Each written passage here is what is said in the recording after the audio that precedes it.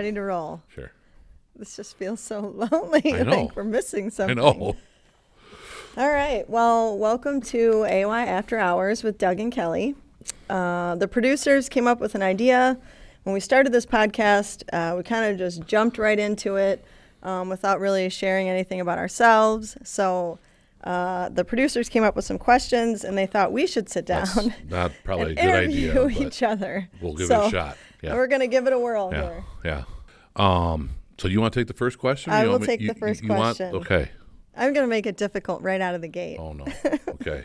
Oh, you get to pick and choose? I thought we were going to go like an order. Oh, no. This is random. Okay. All right. Give me 3 words, Doug, that describe who you are. It can't be what you do for a living. It can't be like husband, dad. Who is Doug Rausch? All right. I would say, one of the things that I think so what's funny about it is I'm kind of like 2 different people at home and at work. My wife and kids tell me that all the time. They see me at work and they see me at home and they're like, you're kind of 2 different people. But I'd say from a work perspective, I like to analyze things. So I think, analytical would be a word that would, kind of describe me. I'm appreciative. I appreciate, the things that I've been given in life, the people I work with, the family that I have, the life that I have. I think I'm very It's been a blessing. And then, I think the other thing is transparent. I'm pretty transparent. In fact, I often sit in meetings and people just look at my face and they can tell what I'm thinking because of the way that I react to things. Yeah, so, we've had those moments. Yeah, we have. Yeah, and we often have to look away from each other. Hide a paper up in front of Doug. Exactly. Right. So yeah, I think those are 3 things that are, from a work perspective or something like that. Yeah, I would totally agree with those. Yeah. So one of the things similar to that they asked us to say, that they asked us to ask each other about is, and I'm missing it right here, is, don't worry, I'll find it. It is, what is the one thing that the other person doesn't know about you? Okay, so obviously some things not sharing on this podcast. Right. Yes. It's like from 21 to 25. We'll just skip those years. Something I think most people don't know about me is, and I had to this morning do a tally and count them, is I've moved at least, I might be forgetting some, 29 times. What? I did not. Well, there you go. That's truly the answer. Yeah. So I'm 45 and I have moved 29 times. Holy cow. At least in those 45 years that I can remember. When have most of them been? A spread all over. Even as the you were a last little few kid. years less, but yeah, as kids we moved a lot, and then and when I moved to Chicago, I probably moved 5-6 times there. I was young, didn't have a lot of money, one apartment to the next, new roommates, that kind of stuff. Yeah. But yeah, I was like, whoa, that's a lot. That's a lot of moving. So in your younger years, were you always in the Dubuque area? Yeah. Oh, you were? Yep, I lived in Dubuque my whole life until after college, Right. and then moved to Chicago for like 6-7 years. Okay. So I was raised by a single mom, and she would move into an apartment and then get a little bit better job, and then we'd move into a little bit better apartment. So, yeah. Moving does not faze me whatsoever. No, but you know what? Here's one thing. So Kelly has a brother named Scott, and I call him Skippy, and he is going to be excited that he's been talked about. Getting a shout out. Yeah, he is. He's getting a shout out. But I bet change wasn't good for Skippy. Skippy probably doesn't like it. Skippy didn't handle it as well he as didn't I handle it as well? No, Yeah. I didn't think so. So I'm sure he appreciates that. Yeah. Yeah. When he was an adult, he has not moved very much at all. No. Yeah. No. So, what did you do before you worked at AY? So I, what I consider like a, kind of my real first jobs is when I first graduated from college, I spent about 6 months on some short-term jobs, get some money in the bank before, could kind of get into the big boy world. But I've been in product. Well, so first I worked with maytag Appliances. I was a sales rep in the Northeast, up in New England for a number of years, and then I moved down to St. Louis, Missouri area, where I was a sales rep for Maytag at the time as well. And then I went into the sales education department, and I was there for about 2 years. And then that's when it moved into product management. So I was with product management with Maytag for a number of years. I worked on their refrigeration and their dishwasher line. And then I worked for a company called 𝐨𝐿𝐼co Manufacturing, and it's a car wash manufacturer. So you drive into a car wash, you see Bob's Car Wash. Well, Bob didn't make that car wash. 𝐨𝐿𝐼co is an example of the manufacturer of that car wash. Yep. So I worked with them in product management. worked for a tool company for a short time, and then moved back to Dubuque. So most of my career, although in different industries, I've been, I'm 49 now, so I've been working for 28 years. 22 of those years has been in product management. Okay. And you're from Dubuque. I am. So then you moved away. Yep. Because you went to high school at Hempstead. Yep. And then you moved back because your wife? So it was moved back to Dubuque. Yeah. No, actually, my wife is from a small town in central Iowa called Radcliffe, Iowa. Okay. And she met her in college. And so she's not a true Dubuquer, original Dubuquer. Yeah. But she moved with me all over the place, and then she moved back. So you moved back here for AY? I did. Okay. I did.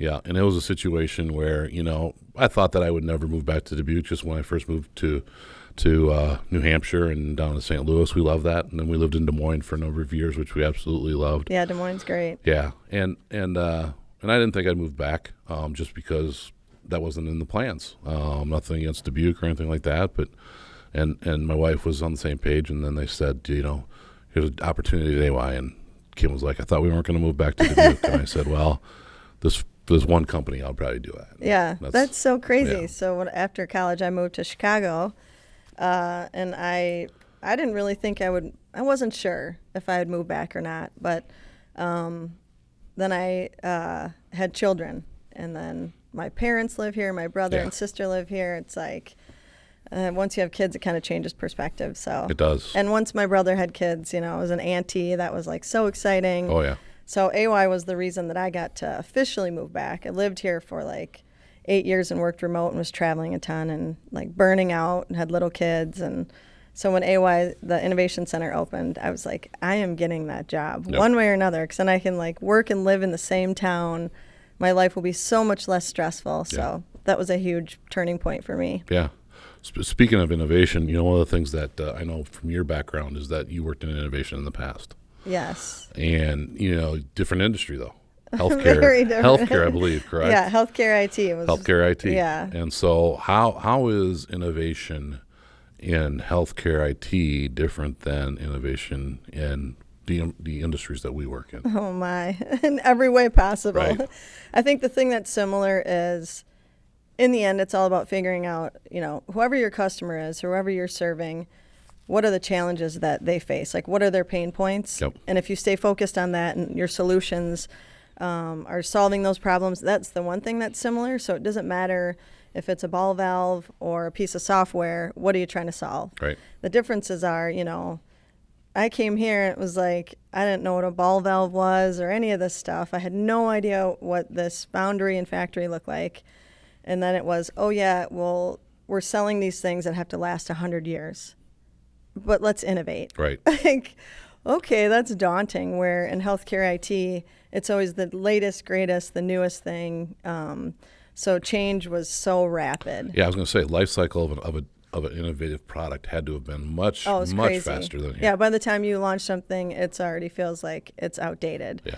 We're here, and also the implications of that are different. So in healthcare IT, if we screw something up, it might just relate to like a bad experience. But here, if we screw something up, these things are being buried in the ground. That could result in leaks, thousands and thousands of dollars digging up a street or whatever it may be. So we really have to be like more thoughtful in changes that we make. Yeah. So And it's fun though. And the funny thing about it is that when you create an innovative product in this industry, and it's not just AY, it's just, within this industry, like for instance, I worked on the bottom freezer refrigerator door that opens in the middle, right? The French door bottom freezer. That was one of the things that I worked on as far as a new product. And at that point, that was innovative.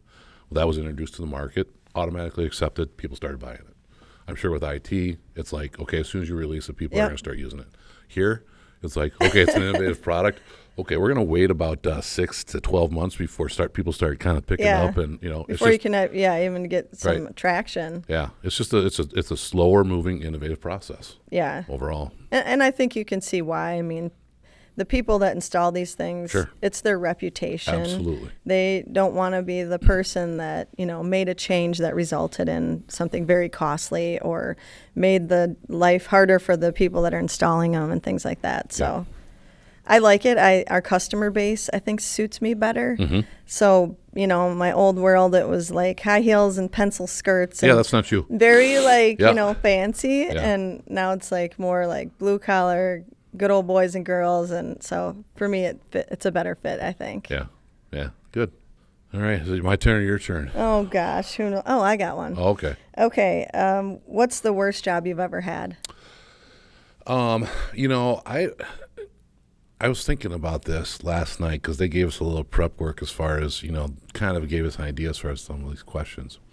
And I think the most stressful job, and it probably was the worst, was that when I was in college, I'd come back and I had a day job where I was working at a local auto parts wholesaler, and that was fine.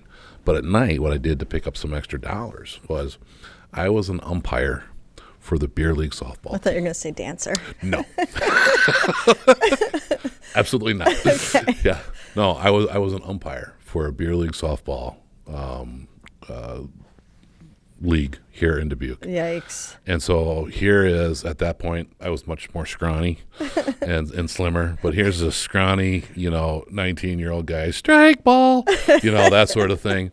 And all the drunk dads are getting mad at you? No, but they were playing. Oh, yeah. Oh, yeah. No, these were adults playing slow-pitch softball. They're reliving their youth, and you're screwing it all up for them. Yeah, well, they were not only reliving their youth, but I was apparently keeping them from hitting Major League Baseball because of the bad calls that I was There were making. scouts in the stands, certainly. Yeah. So that was probably, one of the most stressful things. And just, probably. Yeah, I refereed when I lived in Chicago. I reffed a city league for volleyball. And that was a rough one. Oh, yeah. I tossed a guy one night, and I thought, he's going to rip me right off this stand here. He was not happy. Yeah. So let's talk about, just the podcast real quick. Kind of learned a little bit about ourselves.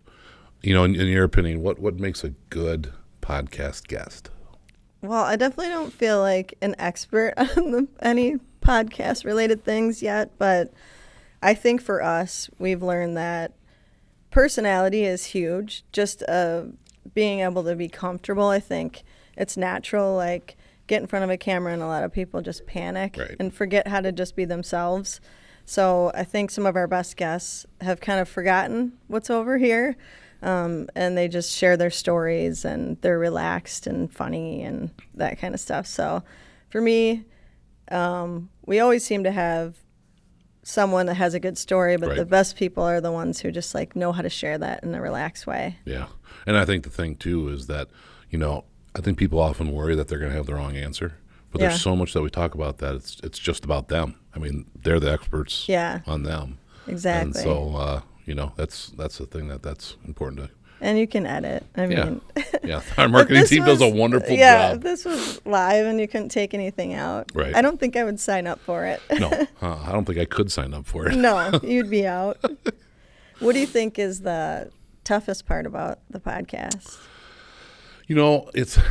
I think getting to, you have a very short time to get to know the people that you're going to be interviewing in some instances. So getting to know those people, but I think it's just, kind of getting the feel for their personalities while they're on set. You can do the research ahead just a little bit, as far as what they've done in the past, some stories about their history from other people that know them and that sort of thing. But at times there's where you haven't met them before, and it's just to get to know their personality and that sort of thing. Yeah, for me it's like watching these later.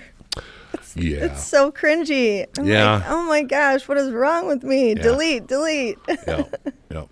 Try to just focus on the guest and not look at myself.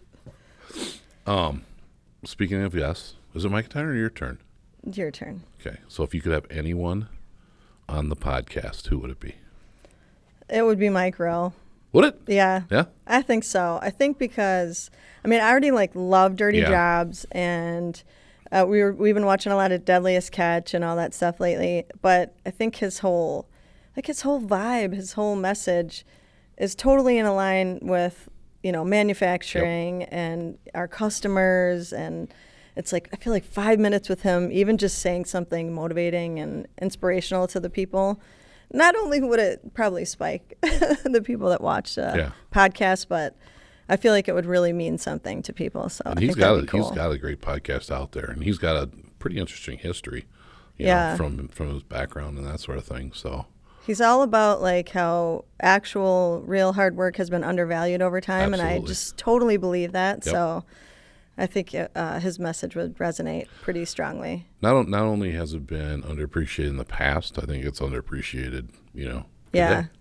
People say It's well, almost gotten worse. right. It's like, okay, is this person going to college? Well, not everyone's built to go to college. Right. Not everyone's made to go to college. There's a ton of great jobs out there, Yep. and that are needed, and he kind of, his message resonates that, and I think that's Yeah. important for a lot of people to understand. What about you? Who would you have on? I was thinking about that one too. That was probably my second one. My first one though would probably be my great grandparents. Yeah. Yeah, and I was fortunate enough to know my grandparents, but my great grandparents I didn't know very well. I knew two of them fairly well, but the stuff that they went through, I think to me is amazing. They're the age of the Depression. They're the Yeah. age of a lot of hardship, the different diseases that went through the country and all this other kind of stuff, and just how they handled it. My great-grandfather here in Dubuque, he was an entrepreneur. He started his own business, started an office supply company here in Dubuque, was pretty successful with that. Cool. I got to know my great-grandma who worked for the post office or the IRS or something like that. But I just think it's interesting to see how things have changed and kind of what they went through, because it kind of reflects, on me and the Yeah. way I am today. So kind of, I like to go like the ancestry.com or whatever. I like to go Yeah. do that stuff. And so I think that'd be interesting to have them and talk to them about that. Yeah, it would be interesting to have, their perspective on what today's life Yeah, is like. I feel exactly. like people would just be shocked. Oh, that would be, yeah, some of the They stuff. came from a time when there were a lot less pansies. Yeah. Like people knew Right. what blood, sweat, and tears meant. Yep. My arm hurts. Rub some dirt on it. Exactly. Yeah, exactly. Yep. What's the, no, you talked about the worst job that you had. No, I did not. Yeah, you said, I thought it was the, And that was not the refereeing job. it wasn't the worst. Oh, no. What was the worst job? So the job itself I loved. I played volleyball at UD, and so I got to work for the athletic department. So some of the work was, a lot of it was physical, and I liked that. So we would, manually drag the softball fields, paint the lines back on, that kind of stuff. But there was one day where my job was to wash the walls inside and outside of the weight room. Oh. And keep in mind, this was when UD didn't have this fancy facility. It was like Right. this terrible weight room in the basement. Oh. I don't know what was on those walls. yeah. I mean, I got her done, but it was, I thought they must have hate me today. Why did they Oh. give me this job? Yeah. It was disgusting. Yeah. I don't know what was going on down there. Interesting. Yeah. Speaking of that kind of the personal side of things, what do you like to do outside of work? I mean, I'm a big family person, so I live with my boyfriend, Brian, and he has 2 kids, and I have 3 kids, so we're busy with that kind of stuff. Tonight I have a baseball game to go to. Ooh, Hopefully it's it gonna be a warms little up. I know. Right now here in Dubuque, it's about 40, 42 Yeah. degrees. So Mama's kind of praying it gets canceled. yeah. But sports and working out is a big part of my life. So I get up most days at 5 a.m. and go to the gym and play volleyball, coach volleyball. So that's really about it. Between the kids' sports and Yeah. trying to stay active, that takes up a lot of time. And my parents live here. My brother and sister live here. So there's always something going on with family. Sure. What about you? You're an empty nester now. I am. I've recently moved past that stage in life. I've got 3 boys, and they're all 3. One lives in Des Moines. He works for Drake University, and the other 2 are in college. And so it's just my wife and I. And I love the golf, and that's my passion outside of work. My wife loves to remodel, and therefore I get to help remodel and do a lot of those fun jobs. So And landscaping. I know there's And been more than landscaping. one time on a Monday. I said, what'd you do this weekend? Yeah. And landscaping was lots involved. of landscaping, yeah. Yeah. And similar to you, my family lives here in town. My mom lives here, and my brother, and so we do things and stay pretty close there too. So Yeah. I love that about Dubuque. It just, I mean, it's not a super small town in some respects, but I drive 5 minutes to work and Yeah. 5 minutes to my brother's house. And Right. it's just kind of a convenient, laid back lifestyle. Yep. Okay, this one is funny. What do you, I don't know why this is funny. It's about your death. Oh, fantastic. What do you want written on your tombstone? That part's funny, but what do you want your legacy to be? That part's probably more Yeah, serious. it's simple. Good husband, good father, and good friend. And that's pretty simple. Got that, Kim? Yep. How about you? I didn't really think about the tombstone part. I think I just want to be seen as somebody who would like always say yes to helping someone else. So I enjoy doing things for other people, even if it's just little things like packing Brian's lunch. I know that's cheesy, or doing something for the kids or my parents, or so I hope that that's how I'm remembered, that somebody always said yes to helping. Yeah. So Good. Did you ever think you'd be doing a podcast? no. No. I mean, part of it's like, who the heck would want to listen to us? But once I understood more of what the podcast was, then Yeah. I was on board. Like, it really doesn't have anything to do with us. No. I mean, right now it does, but Yeah. it's just helping people tell their stories. It was like, oh, that's fun. We can do that. That's easy enough. But yeah, you and I on a podcast, I would have laughed. Yeah, I didn't think that was. So what people out there don't know is that there was an original podcast that's has never been shown. It's not because of what I said or anything like that, or any of the things that I messed up on. But it was more along the lines of we were just trying it out, kind of, and it kind of saw that we clicked, and it worked out that it would be a good thing for us to do as far as not just having me as a host, but as a co-host along with Kelly. So. Yeah, I went from initial guest to co-host overnight. Yeah, overnight, literally. I don't even think it was overnight. I think it was No. like before you got back to the Innovation Center. Yeah. So, yeah, we should just have her as a All right. co-host. Yeah. I'll give it a whirl. Yeah. Okay, if you're forced to sing karaoke, what's your go-to song? Sweet Caroline. Oh my gosh, you didn't even hesitate. No, and I'm great at it. I think I've actually seen you sing You that may have. at an after-work event. Huh? Yeah, you may Yeah, have. I'm not What about singing you? karaoke for anything. No, but you have to choose a song. There's not enough drinks. There's not But you enough have peer to- pressure. There's a question here. What song would it be? Oh my gosh. I don't know. I would have to sing something like a rap song or something. A rap song. To really throw people for a loop. So you don't just sing it. You could just, obnoxiously But the yell only it. time that you would be singing the rap song, you said, is if there was plenty of drinks in you, and that Oh, would be yeah. hard to follow the words on the. No, Just make them up as you go. Maybe like Vanilla Ice or something. there we go. Some throwback. Yeah, there you go. Yeah, there Nice. would be no singing. That's for the people out there in podcast world, a lot of people might not know who Vanilla Ice is. She's old. Yeah, not to us though. Very true. Yeah. So we got one more here that I think we should look at. Okay. Hold on, what's the most surprising or interesting thing that you've learned about the waterworks or natural gas industry since working here? This one is easy for me. So I grew up, lower to middle class. We had a great life, but we didn't have a lot. But I grew up with very, I would say, caring values underneath. Like, in general, I didn't grow up around a lot of people who said negative things about other people or jobs. And I had no idea that some of the perception, meeting people from the waterworks industry or different departments, even within the city, sometimes the lack of respect that they get from other people, I didn't even know that existed.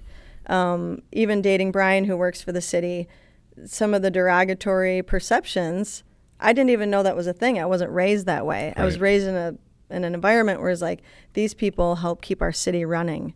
Those streets, you turn on your water, your gas, all of those things. It never occurred to me some of the challenges that those people have to endure. Yeah. So that was another reason why I liked the idea of the podcast, is to create awareness and help promote a greater level of respect for these people that do all this very difficult work that we all take for granted. Right. So I was like, I'm on a mission, because I didn't even know that existed. Right. That's rude. Yeah.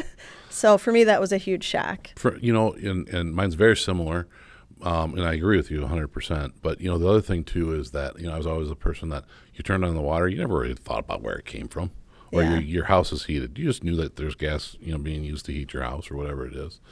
I never realized how many different components there are to get the water to your house and all the different parts, because most of the product that we deal with is underground. You don't see it. Right. And most people don't see it, and they don't understand what it takes to get from the main to the meter and inside the house and all that other kind of stuff, regardless of if it's plumbing or pump or waterworks or natural gas.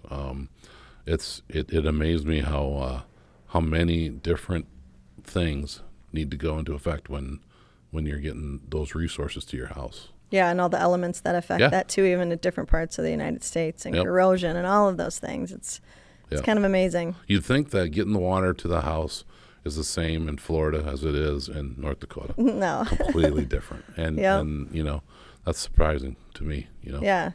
There's so much to still learn too. I think that's also one thing I enjoy, and it's very practical, useful information, so there's still a lot to learn for me. Yeah. So, well, we hope you had enjoyed learning a little bit more about myself and Kelly. And feel free to send us any. It's that camera. Okay. Is this one not on? You're giving Sammy an eye twitch over there. Get it together. So we appreciate you taking the time to learn a little bit more about Kelly and I. And as always, if you have any ideas as far as podcast topics or anything along those lines, feel free to email us at ayafterhours@aymcdonald.com or visit any of our socials. And thank you for joining and listening or watching us today. See you next time.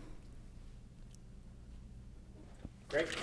Good job. Yeah? Yeah, I really like that. I was like, do I say something or not? Sammy's over there going,